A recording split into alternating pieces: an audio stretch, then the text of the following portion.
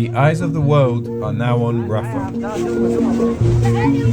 These satellite images reveal how 1.5 million Palestinians in Gaza have been forced into the small southern city of Rafah, with a population before 7th of October of just 250,000. These fields, which were previously used for farming, are now packed with tents for displaced Gazans. And now, the Israeli Prime Minister is going against the advice of his closest ally, the US, by ordering a total evacuation of Rafah. Those who say that under no circumstances should we enter Rafah are basically saying, lose the war, keep Hamas there.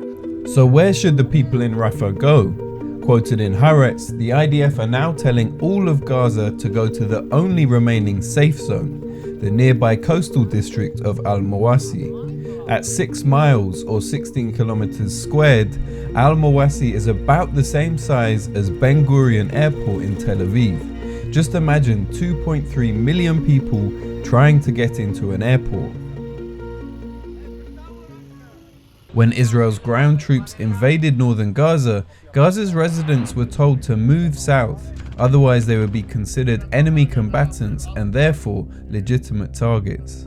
For your immediate safety, we urge all residents of northern Gaza and Gaza City to temporarily relocate south. Move south. For your own safety, move south. Many moved directly to Rafah, just miles from the Egyptian border, and have set up tent cities. Food, water and sanitation are extremely scarce here, and the possibility to return to their homes in the north becomes increasingly unlikely. Around 70% of Gaza's homes are now damaged or destroyed, with Gaza City and northern areas suffering the most. ليش بقصفونا؟ قالوا لنا هنا منطقة آمنة وجينا عليها، ليش بقصفونا؟ كانوا قالوا لنا يرحلوا، ليش هيك؟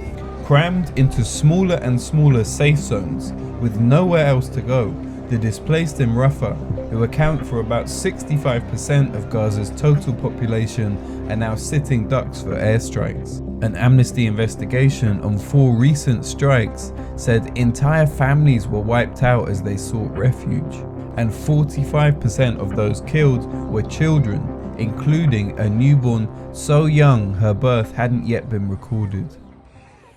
While US President Biden and State Department spokespeople offered mild criticisms of Israel's Rafah plan. The conduct of the response in the Gaza Strip has been over the top. The US Congress just days later approved a new $13 billion military aid budget for Israel. After Rafah, there is nowhere else to go but Egypt. And as leaked Israeli documents have already confirmed, Israel's grand plan is to drive Palestinians out of Gaza entirely to refugee camps in the Sinai desert.